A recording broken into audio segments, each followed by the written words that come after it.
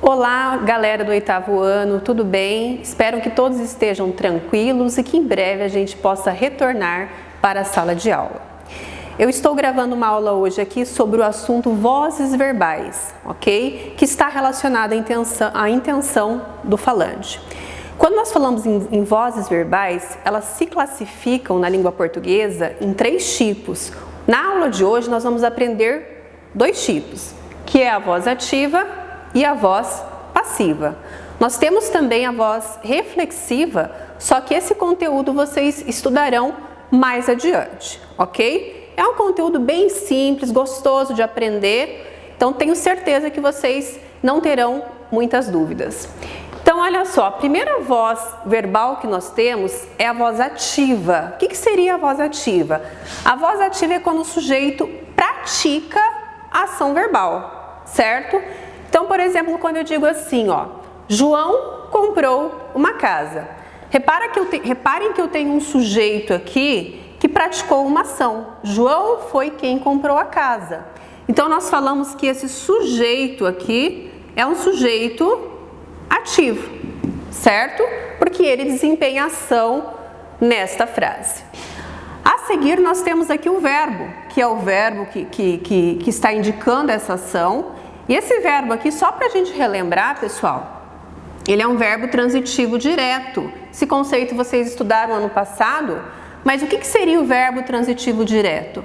É quando este verbo aqui, ele pede um complemento, mas sem auxílio de uma preposição. Por exemplo, quando eu faço a pergunta aqui, ó, João comprou o quê? Né? Reparem que a pergunta é sem preposição. Como essa pergunta não pede o a, não pede o de, não pede o com, que são as principais preposições, ele é considerado um verbo transitivo direto. E a seguir nós temos aqui uma casa, que é o meu objeto direto. Então, só para lembrar esses conceitos básicos aqui para vocês entenderem melhor, certo? Na frase abaixo a mesma coisa, ó. O menino é o meu sujeito ativo, certo? Porque foi ele que redigiu a carta. O redigiu, ó, redigiu o quê? Também vai ser um verbo transitivo direto e uma carta vai ser objeto direto, certo? Então nós temos aqui uma voz ativa. Então, em ambas as frases, pessoal, reparem que o sujeito, tanto o João quanto o menino, ele pratica ação. Então, nós temos, portanto, aí sujeitos ativos, ok? Agora, prosseguindo com as vozes verbais, nós temos a voz passiva, que é bem simples de entender. Se na voz ativa o sujeito pratica ação, ele é um sujeito agente, aqui na voz passiva, o sujeito ele sofre a ação, tá? Ele não é mais agente, mas ele sofre a ação, por isso que ele é passivo. É bem lógico isso, né? E a voz passiva na língua portuguesa, ela se divide em passiva analítica e passiva sintética. O que é a passiva analítica, pessoal? Então, reparem que essa frase aqui, ó, uma casa foi comprada por João, é como se nós tivéssemos a invertido. Olha só, nós temos aqui uma casa, que é o objeto direto da ativa, passando a ser sujeito da voz passiva analítica. Então, o objeto direto da voz ativa passa a ser sujeito da voz passiva analítica, certo? O verbo comprou, o verbo transitivo direto, na voz passiva analítica, ele se torna uma locução verbal. O que é a locução verbal mesmo? É quando a gente tem 2 verbos, mas que indicam uma ação. Então, aqui nós temos o verbo ir, seguido do verbo no particípio, né? Que tem essa terminação aqui, ada, por isso que é particípio. E, na sequência, nós temos o por João, que já não é mais o sujeito. Ele passa a desempenhar na voz passiva analítica a função de agente da passiva. Por que agente da passiva, pessoal? É bem simples também. Agente da passiva porque é o João que age, só que ele não está na frase numa posição de destaque, tá? Então, Então, repare que as vozes verbais, ela está muito relacionada com a intenção do falante. Se eu quero colocar João aqui, dar um destaque para o João, vamos assim dizer, né? Eu vou utilizar a voz ativa. Se eu não quero destacar o nome João, mas sim o fato da casa estar sendo vendida, eu vou construir uma voz passiva analítica. Então, essas vozes verbais, elas estão relacionadas diretamente à intenção do falante, certo?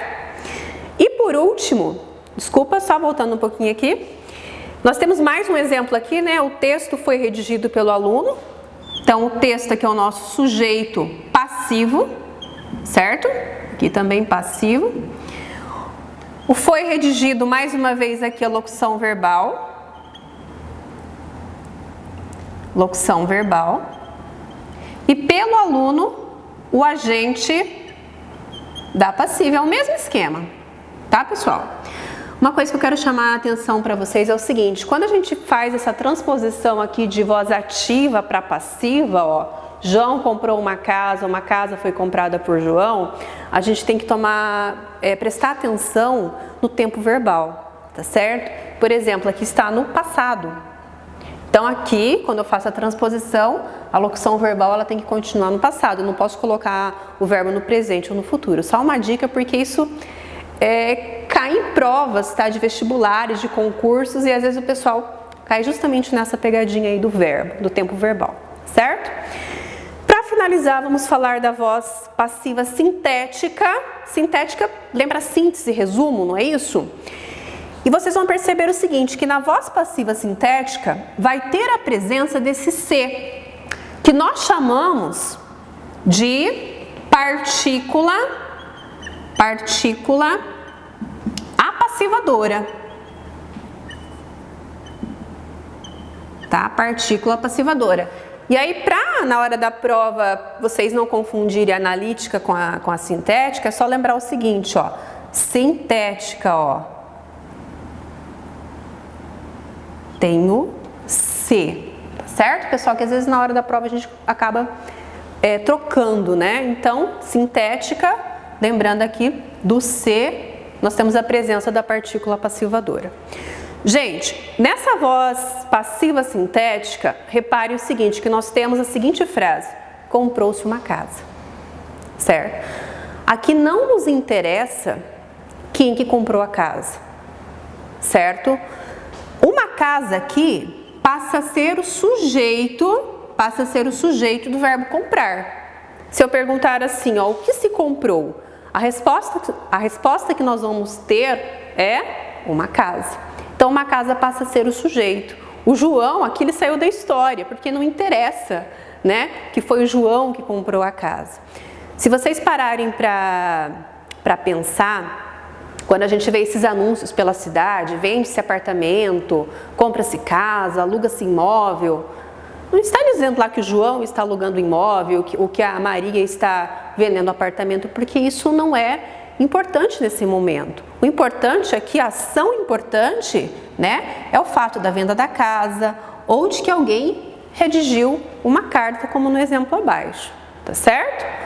Então aqui, só para retomar, só para a gente finalizar, nós temos aqui duas vozes verbais, a voz ativa, que é quando o sujeito pratica ação, voz passiva é quando o sujeito sofre, e aí nós temos duas subdivisões, a analítica e a sintética. Tá certo, pessoal? Nós vamos finalizar a aula por aqui. Espero que tenham entendido e até breve.